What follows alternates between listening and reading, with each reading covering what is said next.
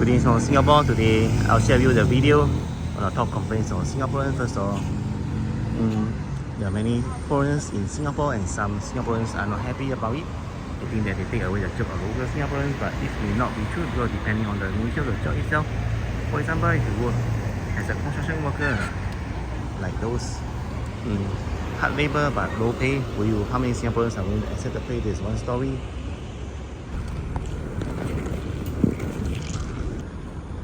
The third top complaint among Singaporeans is a lack of tourist attractions or fun places to play and see and do. Let's say they go to Sentosa today, this week, and maybe next week they go to the zoo, and the week after they go to the Singapore Oceanarium, and the week after they go to maybe Orchard Road, and the cycle repeats every month. They think it's boring. Firstly, because Singapore is small, doesn't have lots of tourist attractions. Secondly, actually the prices of the tickets are expensive, so they find actually they just want to go to free attractions. So they want free attraction and they complain about lack of tourist attraction. I'm not sure, man. If you want to play, right, maybe you can save up to buy the tourist attractions, the passes, tickets. And then the next complaint will be like in Singapore, the guys find that Singapore girls are not really attractive. They are big size and plump. Sorry to say that. So it's true because I've seen that all my life. It's just that they are pretty ones as well, but it's very few, very low percentage. Most of them are big size. Our family, they cut short hair like the auntie, even though they are just like 20 plus, 30 plus. Maybe they can say the weather is hot, but I just find it like unfeminine and do not want to know them in the first place, even though their character is cool. I mean, can be friends, right? But not as a dating partner or even a wife. So that cyclist just almost knocked to me because he was speeding. Here, Channel 1, there is no sign of the Hornell. This is a public transport system, the metro MRT. But Singaporeans complain is always like, often break down. There's a delay, they throw during the peak hours, but it's not every day and every second. It's just like sometimes, and this inevitable in a first world country like Singapore. You know, the Singapore Metro SMRT has started operating since 1980, so it's like over 40 years experience right now. Many things have improved. There are North East Line, now Town Line, so many nice Circle Line. They used to start with only the East West Line though. Now back to the story of the foreigners snatching job of Singaporeans. Like I said earlier, how many Singaporeans can endure this kind of hardship? Working day and night, bright sunlight, harsh sunlight and rain. Now it's already at 10:30. But you're comparing the similar jobs, executive jobs, engineer, HR manager, HR director, finance executive, IT officer, customer service executive, then it's true that sometimes the employers, they prefer the foreigners. There are reasons to this because they think the foreigners are more hardworking, and secondly the demand for salary is lower. And then the next complaint will be why do Singaporeans work so hard? You see the uncle auntie over like 60 or 70 years old, they are still working at this age at the food court as a cleaner or some kind of waiter, waitress. The main reason is because of the high cost of living. They need the money to put food on the table. It's not because they have too much spare time that they actually want to work. The next top complaint will be the HDB prices in Singapore is really high. So in front of me is a public housing development flats. It stands for HDB in short. Do you know what's the price like for a 3-room apartment, 3-room flat here? It will be over 400,000 Singapore dollars. The reason is because it was like, it's quite new. It built in 1998. So that's 17 years old. Although some of you may think that it's really old already, but there are even older flats built in 1967. So what do you think of flats built in 1998? And for the average salary worker with the salary between $2,000 to $3,000 a month, to buy a HDB is like a dream come true.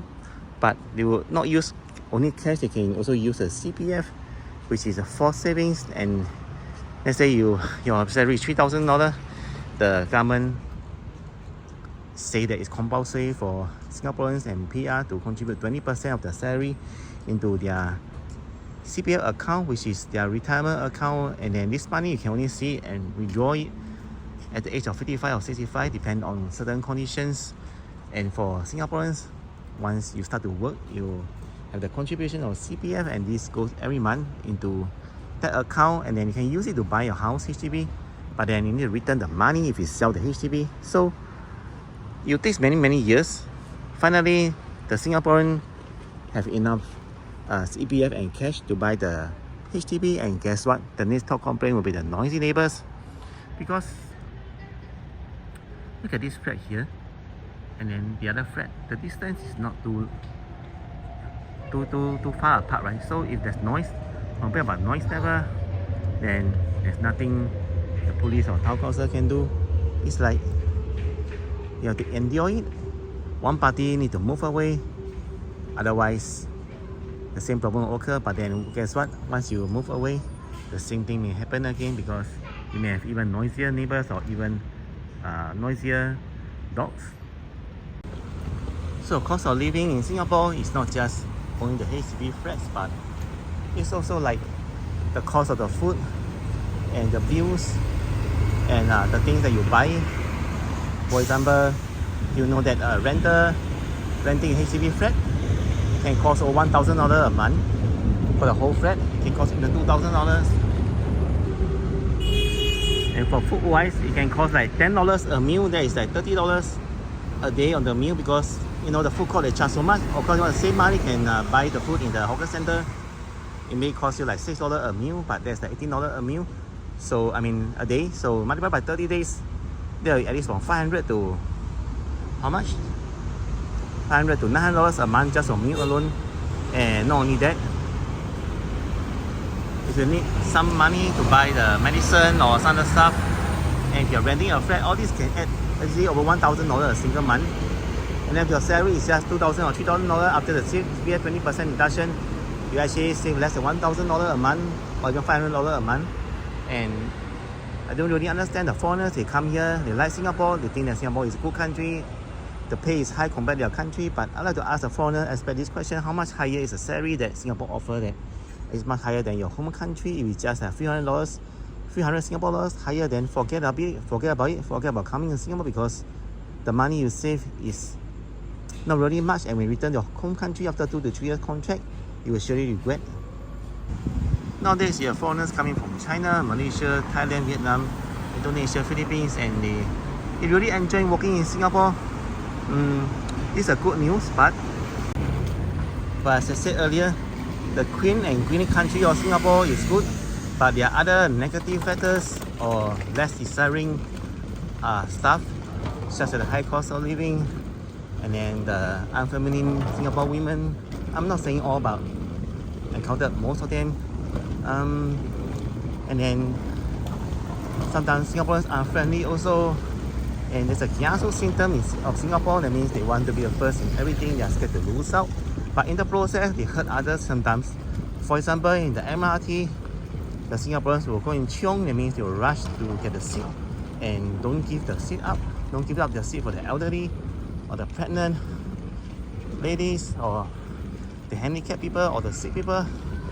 Especially youngsters nowadays, they are just 13 to 19 years old, and they just wear their earphone and pretend to sleep on the MRT, while the elderly with the white hair and a hunch, carrying a walking stick sometimes, they just struggle to balance, to stand. Subscribe and enjoy the video so and give a like so more people can find the video. Thanks very much.